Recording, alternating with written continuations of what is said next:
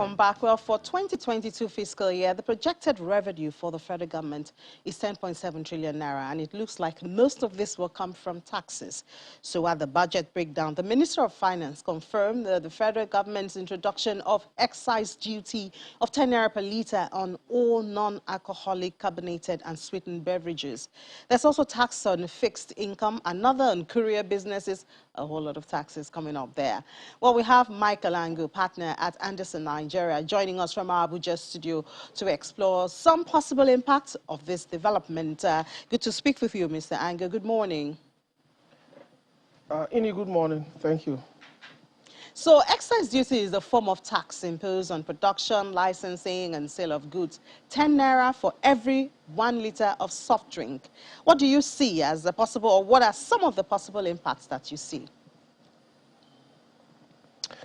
Well, so let me first say that there is a history to the imposition of excise on non-alcoholic beverages in Nigeria.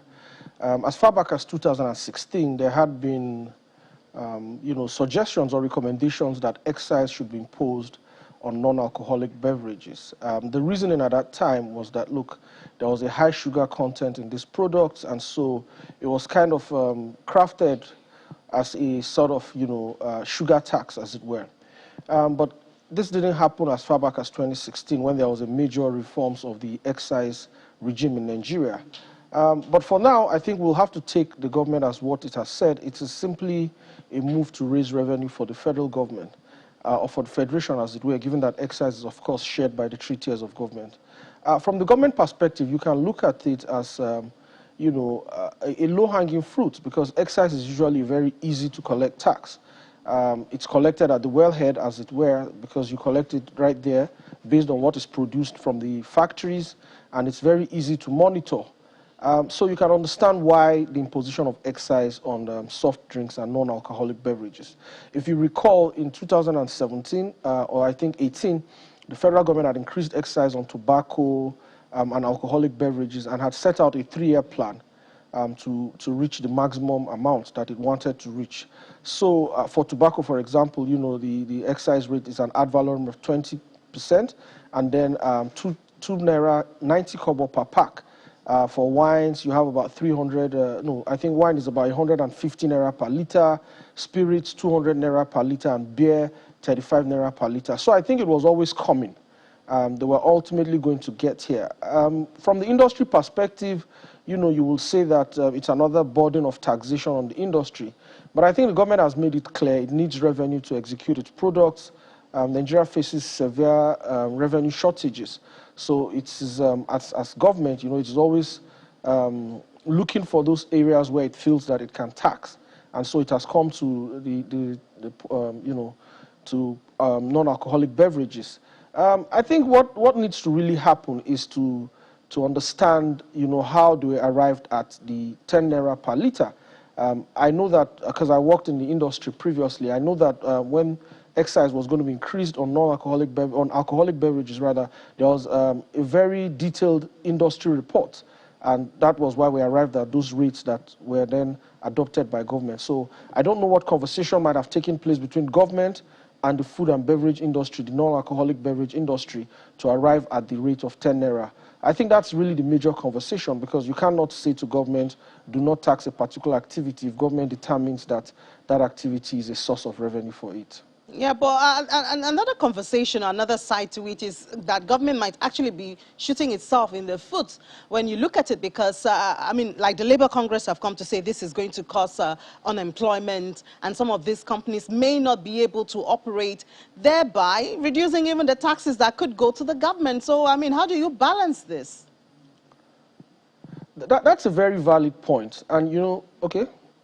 Yeah, so it's a very valid point. The truth is that whenever you're going to increase or introduce a tax on consumption, you have to be sure that the net impact will not lead to, for example, a drop in production or a drop in consumption, which then affects your bottom line. Because if, for example, 100 bottles of soft drinks are consumed in Nigeria, and then you impose an additional 10 naira per litre, and consumption drops to as low as 50 bottles, you then have shot yourself in the foot in the sense that you are projected to collect the 10 naira on 100 bottles, but here you are now only being able to collect on 50 bottles. So that's why I said that there should have been significant consultation and analysis, detailed scientific analysis to say, look, what is the minimum or maximum tax or excise that the industry can absorb without having a negative impact? Of course, if I'm speaking for the industry, I would say that there's the possibility that it would lead to so many unforeseen consequences. So, for example, I've said one of them will be the issue of drop in production. One of them there will be, of course, impact on sales, because people will then say, look, this thing is becoming a bit too expensive, and then we'll consume less of it. And then it then has a boomerang effect, revenue drops for the companies. If revenue drops for the companies, tax will drop for government too. But like I said, at the end of the day, what is important is really the basis upon which the 10 naira was arrived at. And there's always room, to even look at these things after the act has been passed.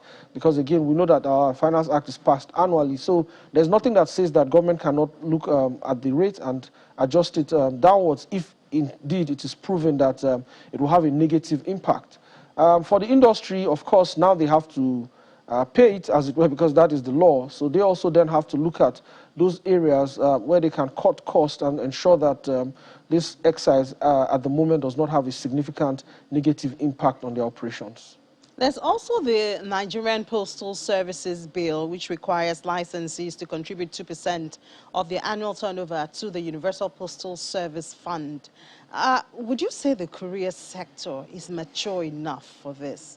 I know you did say that. I mean, government is actually looking for everywhere to make some money, to fund the budget and other expenses in the country.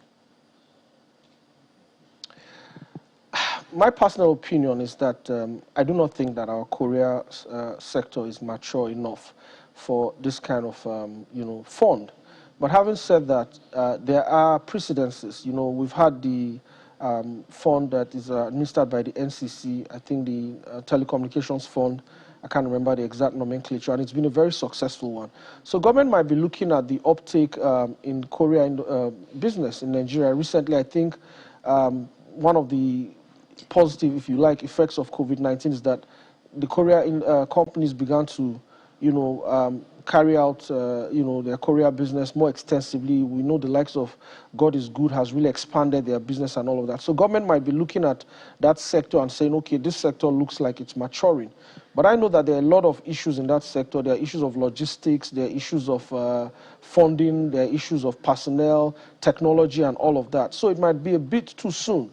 Another concern that people have also expressed is that this fund is going to be administered by the NIPOST itself, or whatever successor agency succeeds the NIPOST. And the NIPOST operates both as a regulator and as an operator in that industry. So it's almost as if, you are giving your money to a competitor to expand its own business. So these are two major concerns that I think the industry has expressed. And again, like I always say, what is important is for government to sit down with the industry operators. They are the ones who are wearing the shoes. They know where it pinches. And then, of course, have a mutual position.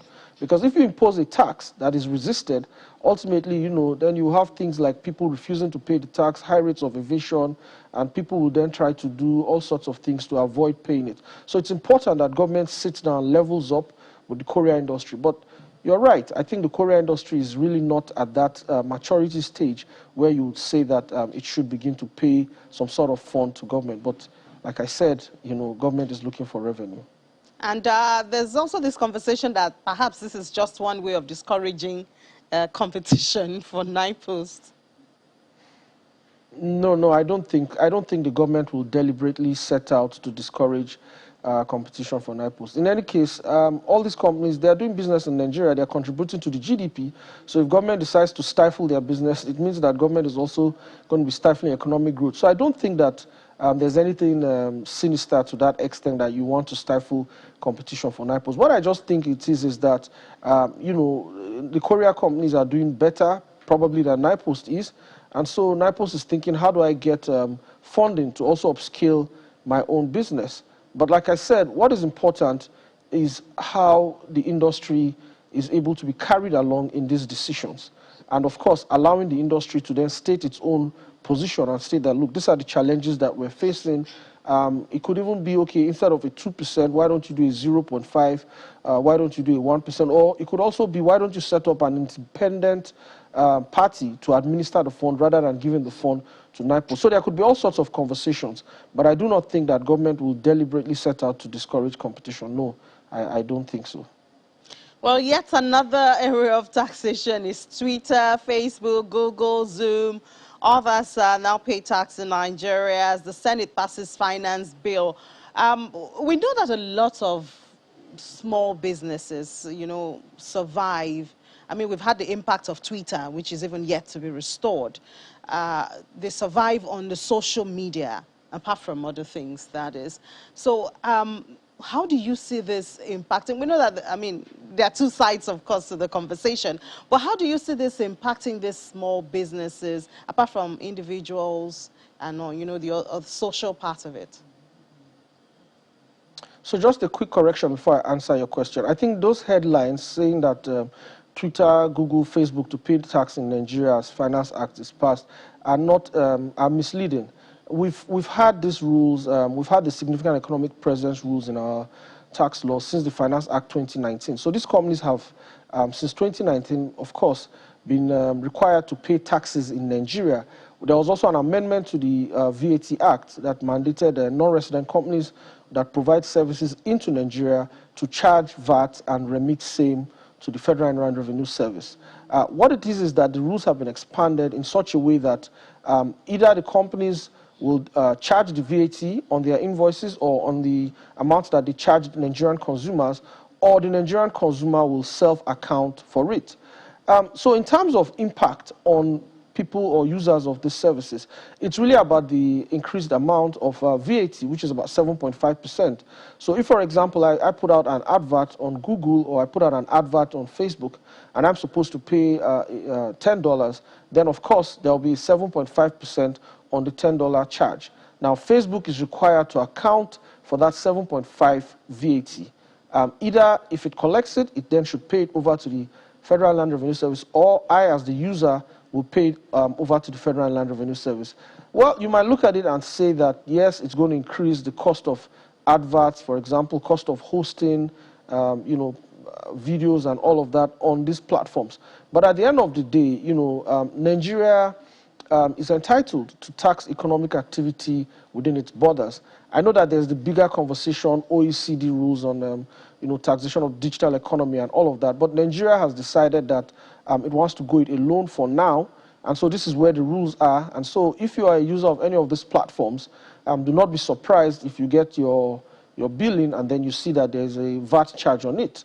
For the income, of course, earned by these entities, they are required to pay taxes to the Nigerian government. What the Finance Act has done is now to reintroduce the turnover tax or turnover rule, as where the tax laws allows the Federal Inland Revenue Service to charge a fair and reasonable percentage of the turnover of a non-resident company doing business in Nigeria, where, for example, you're unable to determine the actual turnover of such a company, or where the company has declared a turnover and you do not think that that is the actual turnover. So the Federal Land Revenue Service has the powers, especially now specifically for this digital, for these companies that provide electronic services, remote services into Nigeria. So the Federal Land Revenue Service now has the right to assess them to tax on a fair and reasonable percentage of their turnover.